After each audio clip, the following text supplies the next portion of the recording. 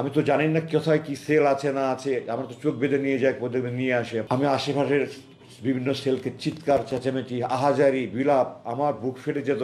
আমার তখন আমার কষ্ট যে তাদের কষ্ট আর বেশি হতো। আমি আল্লাহকে দোয়া করতাম, আল্লাহ তুমি এই মজলুম ব্যক্তিদেরকে সাহায্য করো, আল্লাহ তুমি তাদেরকে ধৈর্য সহনের শক্তি দাও, তাদের পরিবারের প্রতি রহম করো আল্লাহ, তুমি মজলুমদেরকে মুক্তি দাও। সারা রাত বিলাপ করছে, সারা রাত কান্নাকারি করছে, সারা রাত আহাজারি করছে, চিৎকার চেঁচামেচি করছে।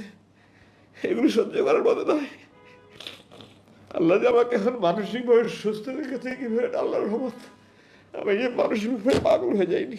প্রতি রাত ক্রস ফায়ারের আতঙ্ক নিয়ে একটা মানুষ যদি দিনের পর দিন বছরের পর বছর আল্লাহর কাছে দোয়া করে, আল্লাহ এটা যদি আমার শেষ নামাজ হয়, আজকে যদি আমার মৃত্যু হয়, আমাকে শহীদ মর্যাদা যদি আমার লাশ রক্ষত অবস্থায় আমার পরিবারের কাছে পৌঁছে দিয়ে মা স্ত্রী সন্তানের কাছে, মানুষের অনুভূতি কী হবে? পৃথিবীর সমস্ত কবি সাহিত্যিক মিলে সারা জীবন লেখা শেষ করতে পারবে না, আমি আমার ভাষা প্রকাশ করতে পারবো না।